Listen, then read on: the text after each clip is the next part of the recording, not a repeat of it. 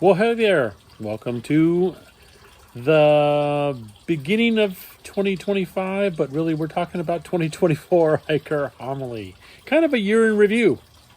Because I know this is supposed to be a hiking channel, but really it's kind of been transforming into not just hiking for health, but basically living for health. The different things we do in our lives.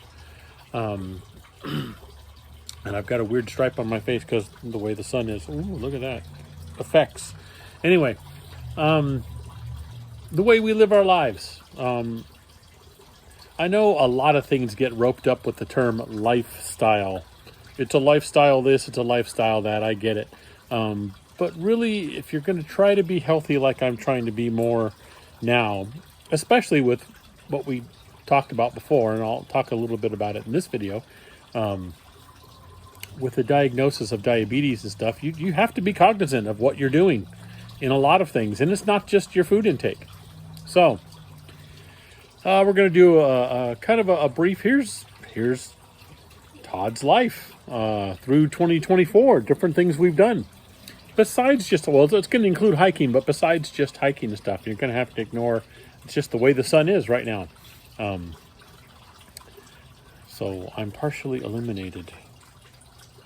So January, we'll start there real simple. And while I'm doing this, I'll be putting up pictures just to kind of make it more interesting for you than just staring at my ugly mug and things like that. So January started just kind of like the way this January is starting in 2025. The garden. Sometimes we kind of let things go in the wintertime. In January, we kind of try to start, weather permitting, of course, getting things going early, cleaning things up and stuff like that. And January of 2024 was no different.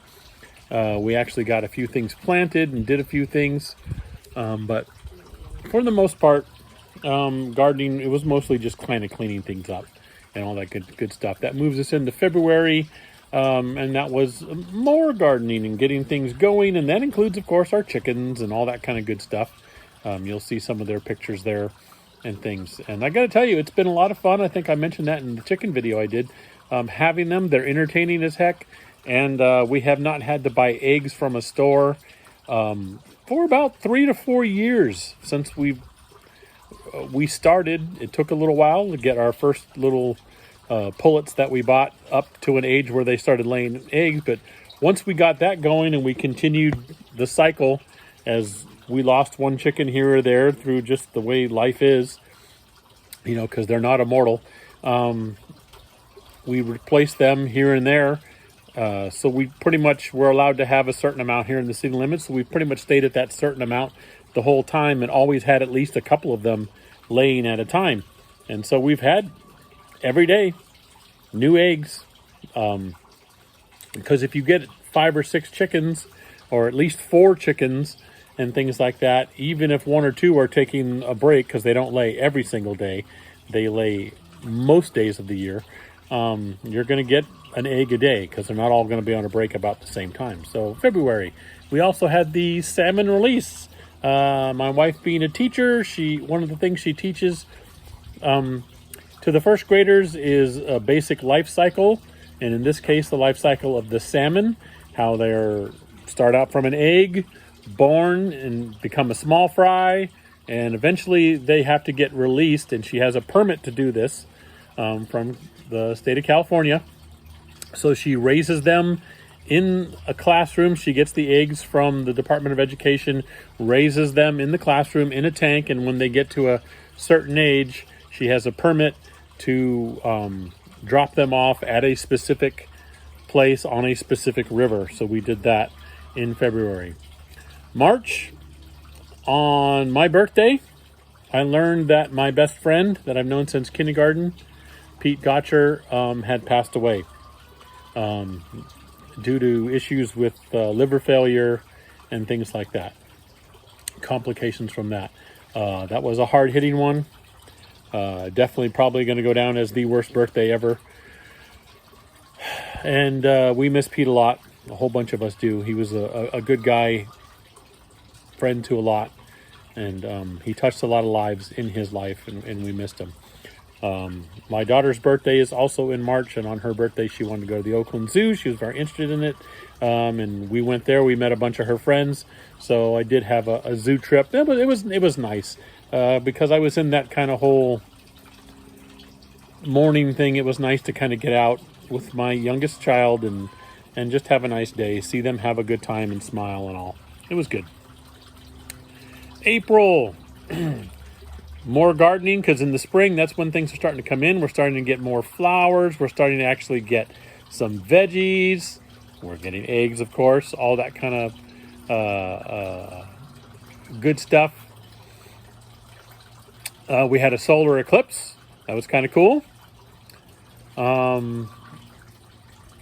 April was also a month that my wife and I did a road trip. We are members of a distillery in Napa County, so we did a road trip there, and on the way for us is the Jelly Belly factory, so we stopped there, and we always stop there because it's fun. You take the tour. We've taken the tour several times because it costs like $4 or $5 for the tour, so why not? And you get free Jelly Bellies, and you get to see the factory working. Sometimes the factory is on maintenance and stuff like that. And they still do the tour, but there's just not a whole lot going on, all that kind of stuff. And also in April was when we all finally were able to get together to have a memorial to say goodbye to Pete. And that was actually kind of cool.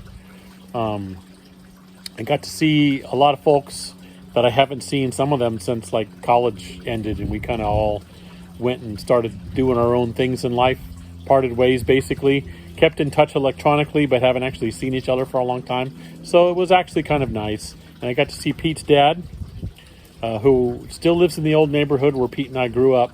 I hadn't seen him in a long time. So that was, it was bittersweet. It was hard to say goodbye to a guy that has been there since like literally the beginning of my life. But neat to see all the lives he touched. People that I did know and got to meet for the first time at that memorial, and share how great Pete was. On to May. May was more garden and chicken stuff. That definitely keeps us busy.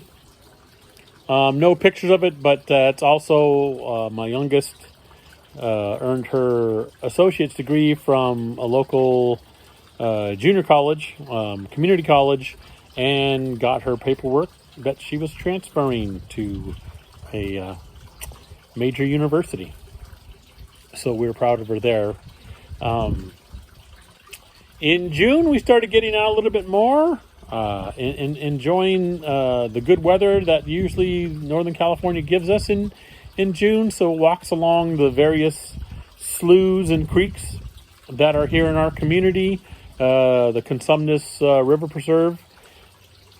More stuff in the garden, of course, but at the end of June was the big one where we took a huge Southern California vacation / road trip with a lot of folks from my wife's side of the family. Two of my wife's siblings and their families. We were invited by them to come. Our nieces and nephew are little, and it was going to be their first trip to Disneyland. And they would like us because we took many trips to Disneyland when we had younger kids and stuff like that, and we had brought them along once. They wanted us to come along and were invited. Great trip. Saw a lot of cool stuff. Not just Disneyland. We did the La Brea Tar Pits. We did, obviously, California Adventure in Disneyland. We did Universal Studios. So a lot of fun stuff. Fantastic trip. And that was right at the end of June, getting us into July. And July started with COVID. We brought it back, probably from Southern California, because we were there with the crowds and everything else like that. And so that was about a week and a half that both my wife and I went through it. Fortunately, it was a mild case. I'm no scientist, I'm no doctor, but I'm pretty sure because we have kept up on our vaccines and all that kind of stuff, and we were as soon as I had certain symptoms, we have lots of tests here our HMO provides us with plenty of home tests. So we have a bunch in the cupboard. So as soon as we had certain symptoms tested, yep, there it is, it's COVID. So we're able to get a hold of our doctor immediately, who got us right on the medicine for it. And so fortunately, it was a mild case for both of us. It still sucked. I mean, even a mild case of COVID is just a pain in the butt, because you're dealing with a cough for a little while. And even when that's gone, the biggest thing about COVID, the 2 times I've had it anyway, is the fatigue. When you're feeling better, your sinuses are unclogged and your cough is pretty much gone. Just getting up and doing a simple, like doing the dishes or simple chores like that, putting some laundry in the thing, you get so tired and fatigued afterwards. And that lasts for quite a while. So there was that at the beginning of July, but the rest of July was awesome. My wife and I took a road trip down to San Diego to see Lindsey Stirling in concert. And then from San Diego, the very next day, we drove up to Paso Robles to see Lindsey Stirling in concert again. Because why not? She's awesome. So we did. We saw her twice. Took a quick trip up to Apple Hill. Got some. I'm sorry. I'm getting ahead of myself. We did a bunch of canning. We picked what we could, peaches and things like that, mostly from our garden. Our apricot tree didn't do much this year, unfortunately, and most of the apricots fell from the tree while we were gone in Los Angeles. So that kind of sucked. So we didn't get a whole lot from the apricot tree, not enough to can. But the peach tree we got, and we did some canning there. And then ended July going to see Shinedown in concert, and they were fantastic. So that was a lot of fun. August jumps on us with more gardening, getting close to the end. We're still pulling stuff out of the garden, still getting some nice flowers. Chickens are still doing their awesome job. They're dealing with the heat because, unfortunately, July and August, we started getting just long 4, 5, 6 day streaks of triple-digit temperatures. And I know you folks who live in the desert, you're like, that's the whole summer for us. I know, but in Northern California, we're usually flirting with mid-90s, maybe high 90s through most of the summer. And then we'll get like maybe 2-3 days of 100-degree temperatures, then drop back down to the 90s. And a couple of days of 100 degrees. No, the last couple of summers, and this last one included in 2024, like a week and a half, triple-digit temperatures all in a row. And that's just, it sucked. So that was August. September, we went camping at Big Sur. Fantastic trip towards the end of Big Sur, towards the end of September. My wife and I had a great time. Got a river site there at Pfeiffer Big Sur. It was fantastic. Really needed the trip. Really fun. Just the two of us having a great time. That bled into October, where on our way out, we stopped at Point Lobos for a really nice hike. And then October was crazy from that point. I mean, crazy good from that point forward. Let me put it that way. So yeah, we get back from our Big Sur camping trip, little hike in Lobos, and then we headed up to Reno to see Evanescence in concert. And that was awesome. We love Evanescence. We've seen them several times live. My wife and I are big fans. So it was awesome to see Amy Lee live again. They were fantastic. On our way home from that one, we stopped at the Donner Tunnel Trailhead and hiked the Donner train tunnels. That was a fun hike. I've always wanted to do it. It was fantastic. Had a great time with that. That shoots us into mid-October or so. We went to go see One Republic live, and then a few days later, we went to go see Imagine Dragons live. We did a bunch of concerts, and we have been wanting to see Imagine Dragons for One Republic. For one thing, they put on a great show. I mean, I know some of their basic hits and stuff, but apparently the lead singer from One Republic writes for everybody else in the music industry, and it's incredible. When he did a compilation of songs that he's written that weren't for Roman Republic, they were for other people in the industry. I was like, holy mackerel, he wrote that one? Wow, he wrote that one? So amazing, really good show. But my wife and I are huge Imagine Dragons fans. We've wanted to see them live for several years, haven't been able to. Finally got to in 2024, in October. Amazing show. Just absolutely incredible. We loved it. And then we ended October with a candlelight concert, a string quartet concert of music from horror movies done by a string quartet. And it was a lot of fun with the amazing candlelight atmosphere. The picture there you can see, just so much fun and things like that. November, we continue with some of the craziness. We usually see Danny Elfman right close to the Halloween time, because he's usually at the Hollywood Bowl there. Imagine Dragons Tour took over the Hollywood Bowl on the Halloween weekend. Now, we saw them before that, about a week before that in Northern California. But Danny didn't let us down. At the very beginning of November, he was still at the Hollywood Bowl, where he does a whole combination of music from his Oingo Boingo days, in which Steve Bartek shows up, which is kind of cool. For those of you who don't know, that's the guitar player for Oingo Boingo, and a good friend of Danny's, obviously. So you get about a part of the Oingo Boingo band back there up on stage again doing their old stuff. And then he also, with the help of an orchestra on stage, does a whole bunch of the music that he's done, Danny Elfman, I mean, for various movies. So fantastic. Always a good show. Danny's amazing live. And that jumps us over to making applesauce. We did a quick trip to Apple Hill, which is close by to us. Got some really good locally grown apples, delicious. Made applesauce out of them to preserve them. They make great gifts, and it means all through the winter we have pretty much some kind of fresh fruit to eat, whether it's sauce or preserved or canned. We've got something in our cupboard that we can pull out. That's usually either from a local farmer or that we've grown ourselves in our backyard. So that's always a lot of fun. We also saw Cyndi Lauper live. Was my wife's very first concert ever when we were close to college age. I took her to see Cyndi Lauper way back in the 80s. And so it was kind of neat to see her on her farewell tour.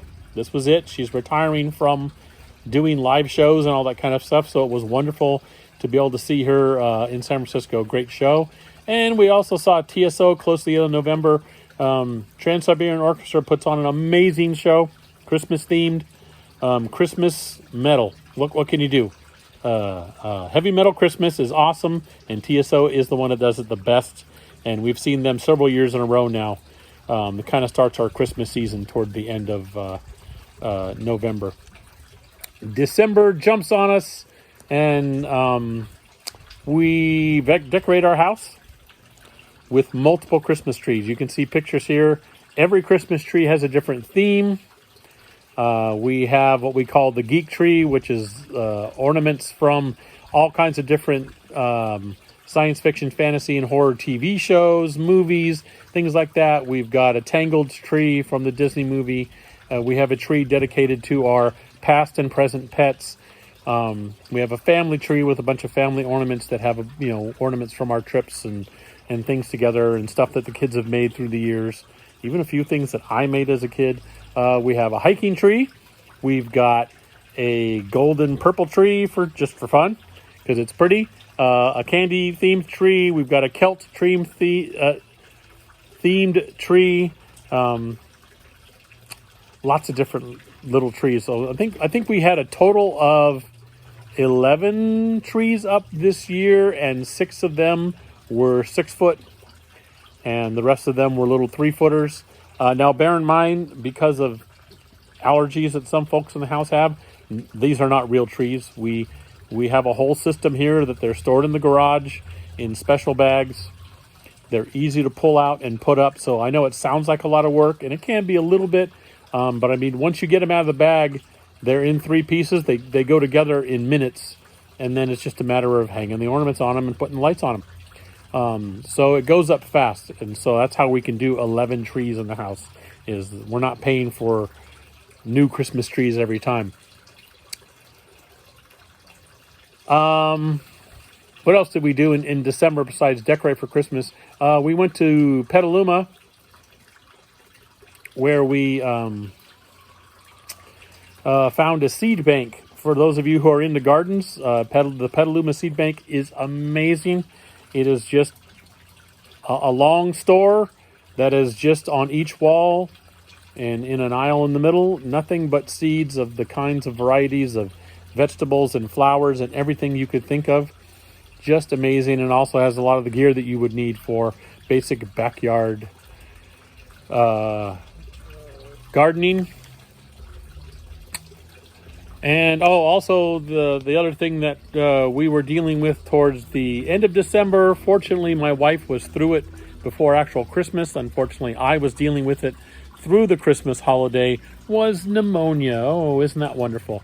Yeah, got our flu shots and all that kind of good stuff. So didn't have any trouble with that. But we both ended up dealing with pneumonia and good old antibiotics that come with that. And that took care of that. So that was a fun end of the year gift, and that got us to Happy New Year. So here we are. That's the year in review for 2024. A little bit of hiking, a lot of gardening, and I'm going to be expanding this channel just to let you know. I'm going to talk about this in another hiker homily coming up soon. But this channel will be expanding beyond just hiking, because that's more than I have in life. So we'll be doing that, and like I say, I'll talk more in detail about it in another hiker homily coming up soon. But for now, that's hiker homily, the first one of 2025, looking back at what we did all 2024. So there's stuff going on when you don't see me posting and stuff. Well, number one, I'll be fully transparent with you. Because I'm a one-person operation here, I do all the filming, all the editing, and all the kind of stuff. I do have a bunch of videos from 2024 that I just have not been able to sit down and do a thing like this for, and then edit it with all the pictures and videos. There are several road trips I still need to do. I gave you the San Diego road trip. I gave you a Disney road trip and stuff. I still have one for, I believe, the La Brea Tar Pits, unless I've already released it, I can't remember. But one for Universal Studios, just tips and stuff like that, road trip videos. So more of those are coming. And we'll be doing some hikes. And again, I'll be doing a video soon on what's coming forward for the channel. Aside from the stuff that I have left over from last year, what kind of new stuff is to look forward to. So hope you'll stay around for that. And I do appreciate all of you who are subscribing. Got a few new ones there, because I know I kind of signed off of Facebook. And when I put out there that I was doing this channel and a few other things on other social networks, I got a few of you to come over here, and I appreciate that. Thank you so much, you guys. Thanks always for sticking with this goofy little channel that I do. Hope we have some interesting stuff coming in 2025, and I hope you enjoyed 2024. And I'll talk to you later.